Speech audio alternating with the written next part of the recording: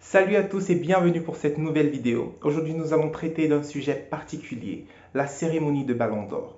Eh bien, cette cérémonie était une cérémonie historique et je vais te dire dans quelques secondes les raisons pour lesquelles elle était historique. Allons-y. Pour la première fois dans l'histoire du Ballon d'Or, 4 des 6 premiers au Ballon d'Or étaient africains ou originaires du continent africain. Le premier et le sixième étaient africains, français, donc Benzema qui a gagné le Ballon d'Or est un Algérien d'origine qui a pris la nationalité française et Mbappé qui était le sixième est un Camerouno-algérien qui a aussi la nationalité française. Je crois que l'Algérie aime beaucoup la France parce que tous ses meilleurs joueurs se jouent en France. Alors, le deuxième et le cinquième aussi sont des Africains, cette fois-ci, de souche.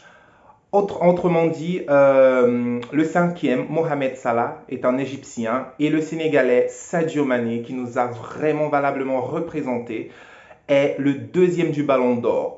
On peut commencer à croire que la Coupe d'Afrique des Nations a vraiment un poids un peu plus influent parce qu'on se rappelle que ces deux joueurs étaient les finalistes de la Coupe d'Afrique des Nations qui s'est déroulée cette année. Très très bonne performance pour les joueurs africains et les joueurs d'origine africaine. Et pour la première fois depuis très longtemps, on n'a aucun joueur d'Amérique latine dans le classement, ni aucun joueur qui parle soit portugais, soit espagnol. Tu parlais de quelque chose d'historique, voilà, un ballon d'or historique. En plus de ça, notre ballon d'or à nous, Sadio Mané, a gagné un autre prix, le prix Socrate, qui sera la première fois qu'un joueur reçoit ce prix. Ce prix, tout simplement, récompense les joueurs qui ont redonné un peu de ce qu'ils ont gagné à leur propre communauté. On veut rappeler ici que Sadio Mané, c'est quelqu'un qui aide énormément son village. Il a construit des écoles, des hôpitaux. Il est en train de construire un stade avec une pelouse synthétique dans son propre village, en Casamance au Sénégal. C'est extraordinaire, un homme avec le grand cœur.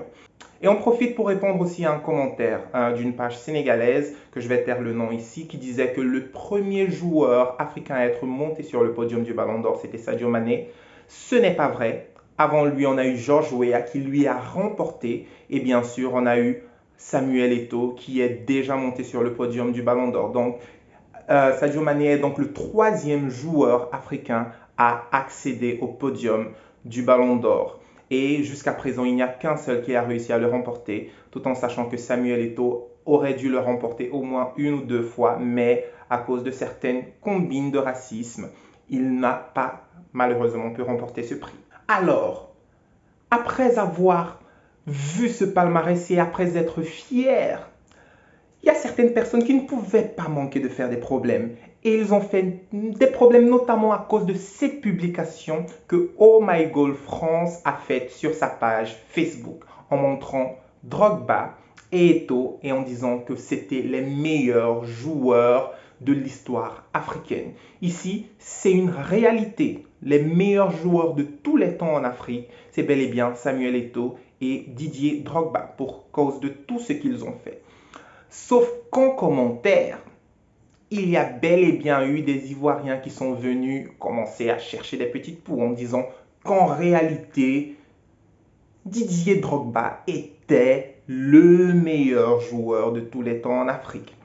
Alors, qui est réellement le meilleur joueur de tous les temps en Afrique?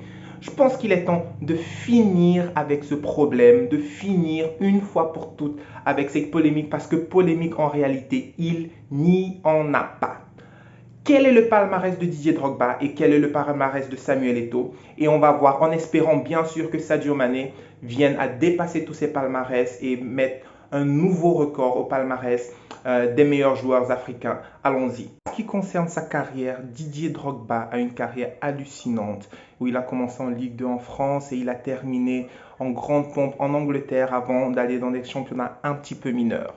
Mais en ce qui concerne les gros championnats, après avoir gagné plusieurs fois la Coupe d'Angleterre, la FA Cup, etc., il a une Champions League qui est le tournoi majeur qu'il a gagné.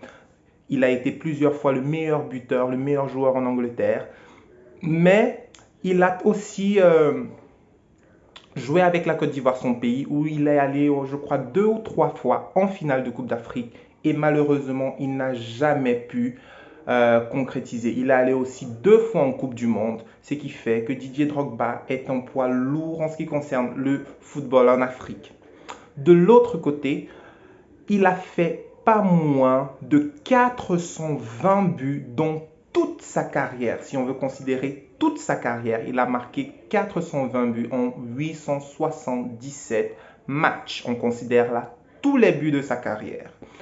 En ce qui concerne Samuel Eto'o, il a marqué 454 buts en 946 matchs. Donc, on peut voir que le nombre de matchs et le nombre de buts de Samuel Eto'o sont largement supérieurs à ceux de Drogba. Mais ce n'est pas tout. Samuel Eto'o, c'est 4 Champions League, parce que beaucoup de personnes pense qu'il n'a que 3 Champions League, mais sa première Champions League, il l'a joué alors qu'il était encore au Real de Madrid, même s'il n'était pas titulaire, il faisait partie de l'effectif. Donc Samuel Eto'o, c'est 4 Champions League, 2 Coupes d'Afrique des Nations avec le Cameroun, une Coupe olympique avec le Cameroun. En finale des Coupes des Confédérations, coupe à laquelle Didier Drogba n'a jamais participé, où ils arriveront jusqu'en finale tout en éliminant au passage des pays comme le Brésil. Bref, le Cameroun, avec Samuel Eto'o, a connu de très très beaux jours. Donc, tous les experts du football s'accordent à dire qu'il n'y a aucune comparaison entre Samuel Eto'o et Didier Drogba en ce qui concerne le football. Et sans oublier que Didier Drogba, c'est 2 fois champion d'Afrique, ou en d'autres termes, 2 fois il a été le ballon d'or africain. Et Samuel Eto'o, lui, a été 4 fois ballon d'or africain. Donc, les chiffres parlent d'eux-mêmes. Samuel Eto'o a déjà fait partie du podium du ballon d'or mondial, du ballon d'or européen. Et Didier Drogba, tout simplement, n'en a jamais fait partie. Et Samuel Eto'o a, à 2 reprises, failli gagner le ballon d'or. Mais il l'a perdu à cause de Lionel Messi qui a raflé, certains diront frauduleusement ou pas, ça ne me regarde pas. Mais on peut constater ici que si on veut comparer la carrière de Samuel Eto'o à celle de Didier Drogba, même si la carrière de Didier Drogba est vraiment une carrière extraordinaire, elle ne se compare pas à celle de Samuel Eto'o. Maintenant, si tu veux m'insulter ou dire quoi que ce soit, tu peux le dire en commentaire. Tu peux partager aussi cette vidéo pour que d'autres personnes viennent m'insulter. Et moi, je te dis à notre prochaine vidéo. Ciao!